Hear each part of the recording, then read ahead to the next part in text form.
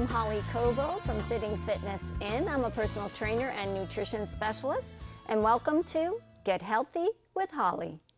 Today my guest is Ellen Little, and Ellen is a certified trainer, speaker, coach with John Maxwell team, and she focuses on how your positive thoughts can produce positive actions, which produce positive results. Welcome to my show today, Ellen. Thanks so much, Holly. I love being here. Yes, I'm so happy that you're here. And let me tell you a little bit about Ellen. Ellen has lived in Concord, Mass. For over 40 years. 40, wow. And during that time, she's experienced quite a bit of change, leading to reinventing herself numerous times. You want me to say your age? She's sure. 71 years old, twice widowed, mother of 4 children, and grandmother of 5. She became a flight attendant at age 52. And for over 25 years, Ellen built teams in the direct sales industry. And her passion is to lock arms with people to help them move their lives from where they currently are, to where they want to be. So that's great. Now, John Maxwell, I've read several of his books. Yes. And thank you so much again for having me here, Holly. It's a joy, and personal friends. Yes. And John Maxwell, I've been following John Maxwell for probably 30 years or so. And he's written 86 books at this point. Wow. He's still going strong. He's 74 years old. I was with him actually last week in Orlando for a big event that we had. And he's a world leader on personal and professional development and leadership. And one of his passions is helping countries actually be transformed one person at a time. He travels around the world. Right now, I know he's going to the Dominican Republic, which is close to my heart. And he'll be going there in a few weeks with a team of 200 people, helping to transform people like ourselves and helping them to, be better able to sustain themselves and make a living and give them opportunity. Wow. He's met with the Pope, with presidents of numerous countries, and it's really a joy and a pleasure to be part of his team. Wow, and he's so motivating. I mean, I read those Amazing. books, and it's very interesting. It's changed my life. So let's tell everybody a little bit of how you work with people and what things that you work on with people. I know you're coaching one-on-one, and you also do masterminds, right? Yes.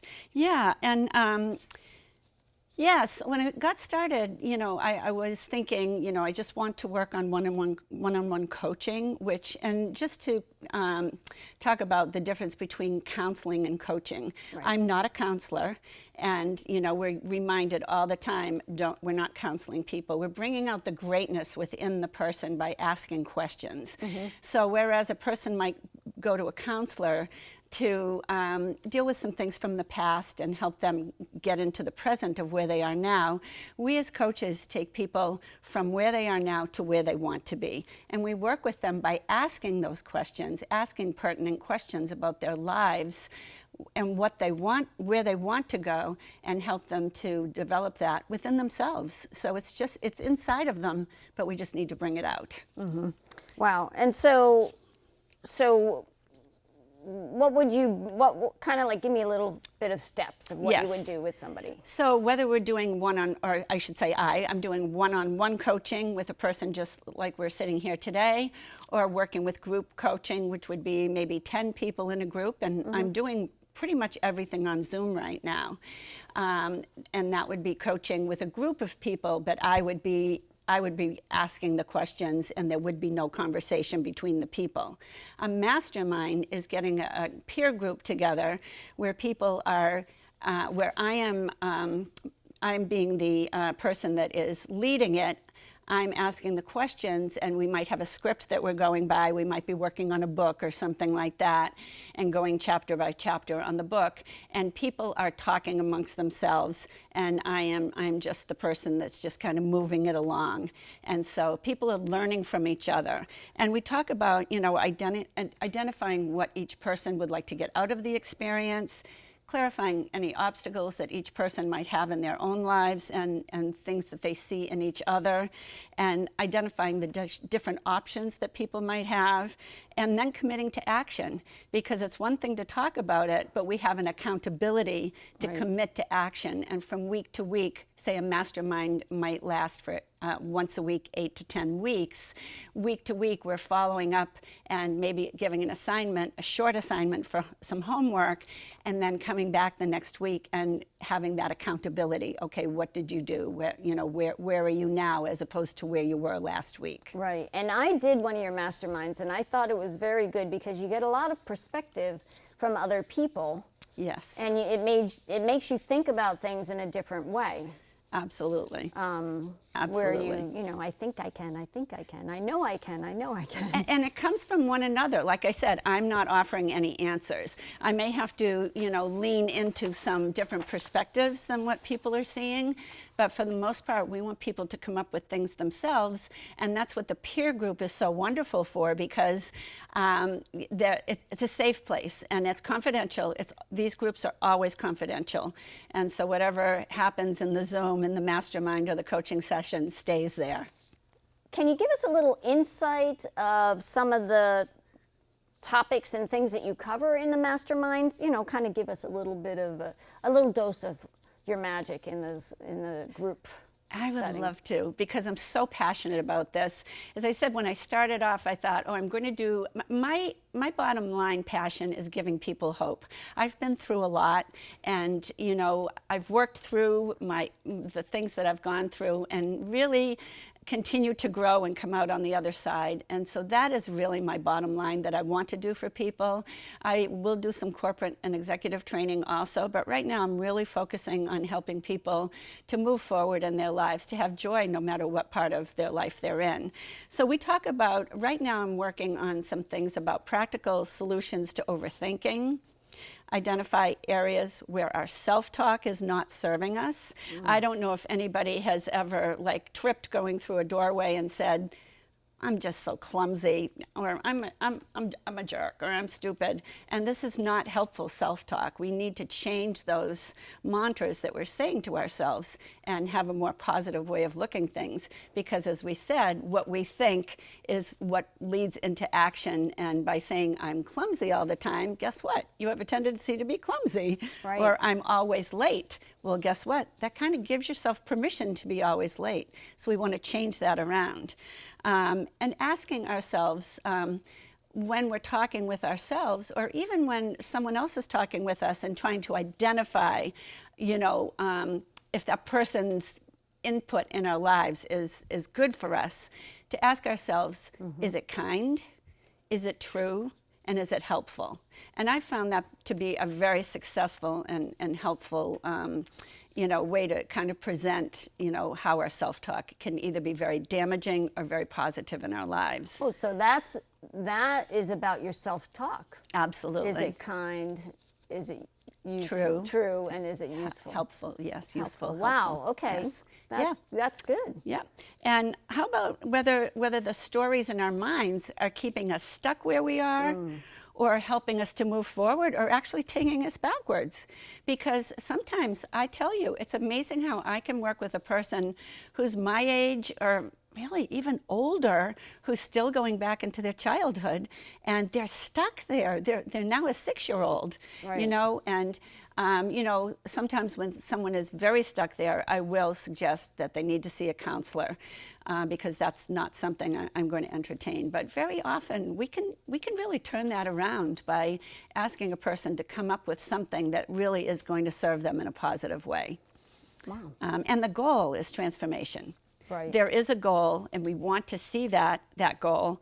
Having people finding their purpose. And for many of us, I know what you do, Holly, that's a calling. What I do is a calling. It's more than, this is not a job to me, it truly is a calling.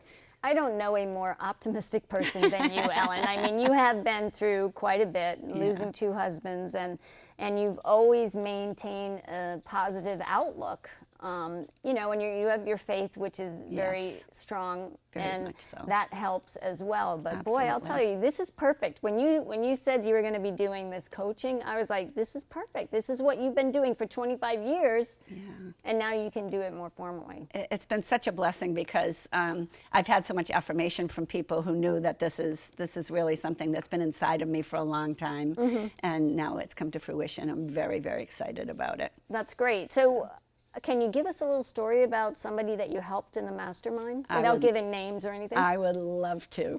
So this is the beauty of Zoom, because I will be working with people all over the world, you know, as I continue to form more groups. And COVID was a blessing from that standpoint, that I had been using Zoom in my previous business, but now we're really using that as a consistent platform. I was doing just a small mastermind with a woman and her brother. He's 60, she's 56. She has a very negative attitude, and he was out of a job. His passion is music. His passion is drums, and he has a teaching degree, but he's not licensed to be a music teacher, and that is really what he wanted to do. And so when we started off, he lives in, my friend, the woman who's 56, lives in Massachusetts, and her brother lives in Minnesota. So we started doing this mastermind together, and they were both pretty negative starting out, and I didn't even know how it was going to move forward, because starting out negative and sometimes wanting to maintain that negativity is a comfort zone. And because coming out of our comfort zone requires action and growth, and some people don't want to. They want to stay there because that's why they call it a comfort zone. Right. So as time went on, we did a 10-week mastermind on a book that I'm going to hold up in a minute. And as the days went on, because he started out with his mantra being, nobody will ever hire me. I'm 60 years old, I don't have the licensure, and nobody will ever hire me. And week by week, I saw the most incredible transformation in him, where he realized his value. He realized that he has value, he has a joy. He wanted to work with children, young children, and that joy just it comes out through his pores. And as time went on, he became more and more positive, and actually started spilling over into his sister. Better to come from him than from me, right? Because there's credibility there. And he ended up getting 2 job offers to do exactly what he wanted to do. And he wrote me an email, and he said, I have more joy than I can even describe to you right now. So he got exactly what he wanted, exactly what he's looking for. And that's another one of the mantras, is I have this written down on my bathroom mirror. I always get what I'm looking for. Right. Because if we're looking for the bad stuff, guess what? It's going to show up. If I'm looking for the good stuff, chances are it's going to show up. Not necessarily packaged in the way we expected it, but maybe even in a better package. Right. So that was thrilling. It's so rewarding when somebody gets what they went into that mastermind for and gets the results that they wanted. Absolutely. And that wasn't anything I did. That was just me having the material. I've written the material on the particular mastermind that I'm doing right now, and I'm opening up several more masterminds right now on this particular material. And it was just asking questions and having people come to this themselves. So it's very exciting. All right, so I see you have a book here. Is this part of the material that you're using right now? This is, and this actually is not a John Maxwell book, but this is... Here, turn it around, face it to the camera there. This one right here. Just hold it still. And what is this? Who is it? This author, his name is John Acuff, Jon-Acuff, and he is a New York Times best-selling author. And he is actually a friend of John. The name of the book is? It's called Soundtracks. All right, your fingers are... Oh, sorry. There you go, It's Soundtracks. called Soundtracks. Okay, and great. Down here it says, The Surprising Solution to Overthinking. It's an excellent book. This is the one I used in my mastermind with my friend and her brother. And we went week by week, 10 chapters, and it really was transformative. So what are a few, can you give us a few of the points from that? That you used? Sure. I mean, one of the points that I got specifically from that book was John Acuff talks a lot, and he is a friend of John Maxwell's, by the way. He talks a lot about his own experiences and things that he had built up a whole story in his mind at one point about how he wasn't good enough for a certain position. And he had this whole, I don't know, I certainly have had this happen in my life, where I'm talking to someone and they've got this story built up in their mind that's just imagination, and they've built up a whole thing. They're all upset about it and uptight about it. And it's not even happening. It's just something that's going around in their head. And so, you know, talking about how we can cut it off right at the place where it's really starting to do damage, and literally say things that can get us out of it. Like, that's a lie. You know, I'm telling myself lies. You know, this is not true. I am, in the example of my friend, I am worthy of getting this job. I do have what it takes. I do have the qualifications. It's just a little piece of paper that's keeping me from getting it, but I have everything that it takes. So the kind, helpful, and true mantra, or positive affirmations, I would call them, are actually coming out of this book. And for years, for decades, I've been saying things like, especially after my husband died, and I was 49 when my first husband died, and I had empty nest 2 weeks after he died. So it's like, who am I outside of a marriage? I'm single now, I'm widowed. And I would have to tell myself, I am worthy to go forward into this world and do whatever I need to do, whatever I can give to this world on my own, by myself, without a partner by my side at that particular point in time. So it's speaking that goodness into yourself and knowing, you know, because I am a person of faith, for me, that comes from God. But whatever a person believes, or wherever they are, they can implement those kind of things. This book brought out a lot of things as I was looking at the book and reading it. I actually started out listening on Audible because I love Audible, and John Acuff is a riot on Audible. So he's very self-deprecating, and he's really great to listen to. But for people who are going to do the mastermind, they would need to buy the book also. Wait, self-deprecating that goes against his whole motto in the book, doesn't it? Yeah, but then he does that, and then he turns it around. He uses himself as an example all the time, and I really appreciate it because it keeps it real. Right. He's not going out and saying, "Hey, I've got this all figured out, and I'm done. I'm good." It's not like that. He actually, you know, pulls himself back all the time into reality. So I have had clients that I've had to tell them, you need to get out of your head, because you're in your head, you're just telling yourself all sorts of bad things. You can do this. You can lose weight. You can make some changes. Let's just do little changes at a time, and every week have a win. It's so true. And we sabotage ourselves by thinking that way because maybe we don't feel that we deserve it. I know for myself, I can look back in situations that I've been in as far as business, I was afraid of success, because with success comes responsibility and may take more time, or may take more leadership skills or whatever, or we can just be talking. I was listening to a call earlier today about a woman who is doing a group with moms, moms who are stay-at-home moms or may have a part-time job. They just consider they don't really feel that they have any value because they're just moms. I remember my husband coming home at night and saying, because I was a stay-at-home mom, you have the hardest job in the world. And I appreciated his putting that value on me and saying that I'm not just home, you know, dusting the furniture and keeping the kids' clothes clean, but that I definitely had leadership value because I was really leading the home, you know? Right. So now we're going to take it into the kitchen, and I'm going to show a quick, delicious zucchini recipe because my garden is overflowing with zucchini. Would you like to join me? I would love to, and I've seen pictures of that bounty that you have, and I'm really looking forward to partnering with you and maybe having zucchini for supper tonight. Yeah, there you go. Yeah. All right, great.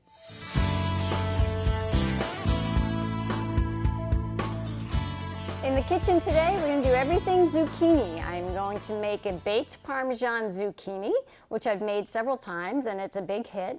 And I'm using zucchini from my garden. As you can see, we have plenty of zucchini. It was a very good year for zucchini.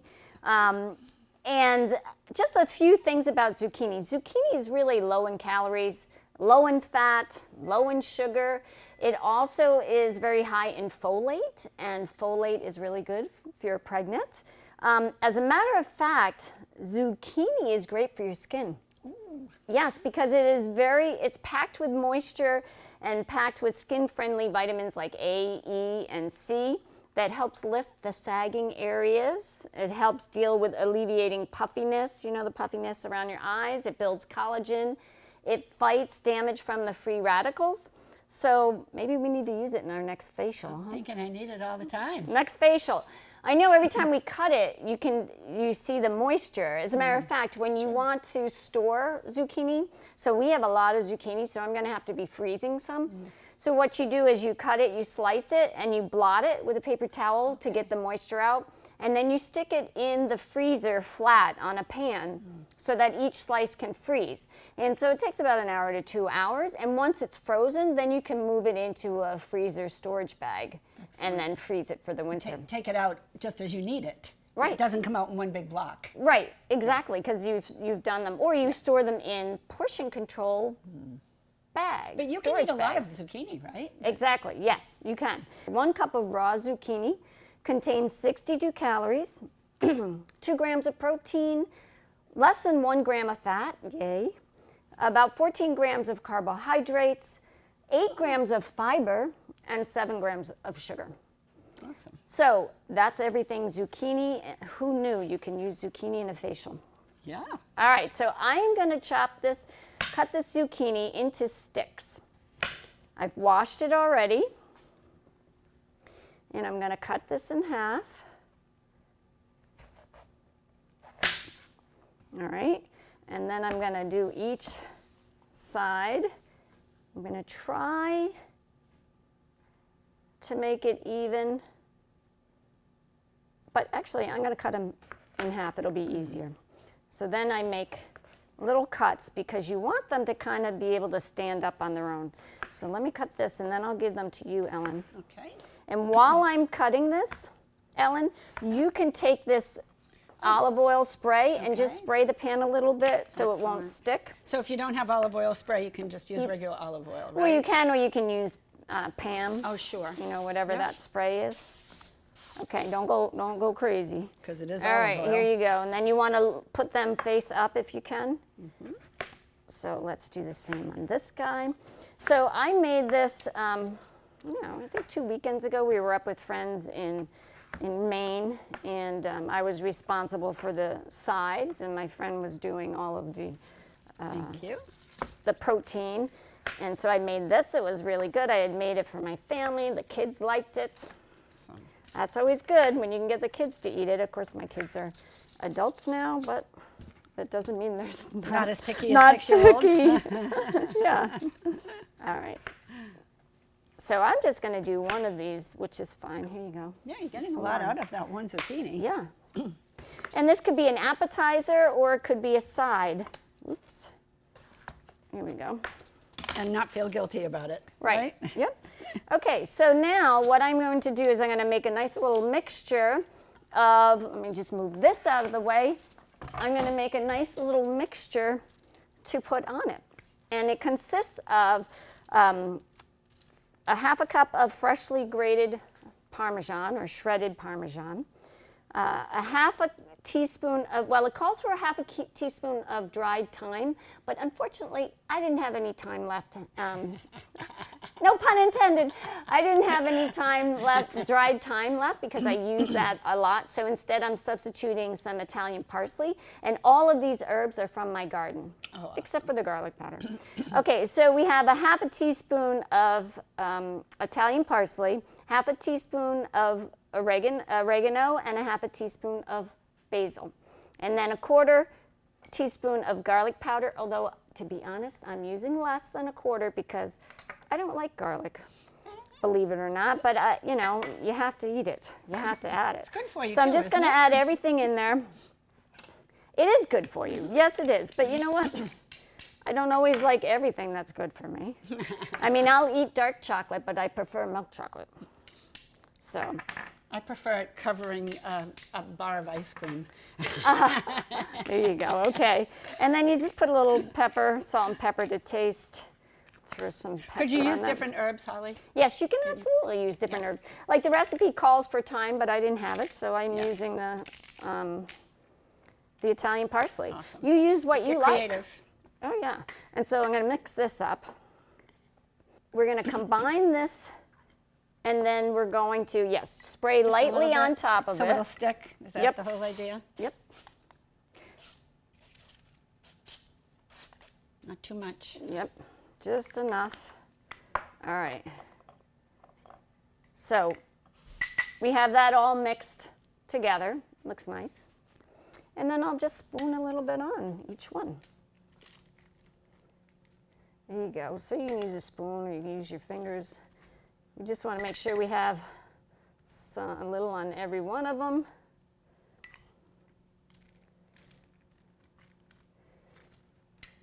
And so we're going to put it in the oven at 350. The oven is preheated to 350. And at the end of that, you can, if you want to make it a little bit more crispy, throw it on broil. Let's move that a little bit. And get it a little bit more crispy. That's up to you. Okay, we have a little bit. I probably went a little light on the beginning. You know how you always go light on the beginning because you never know if you're going to have enough? That's right. Absolutely. So let's make them all even.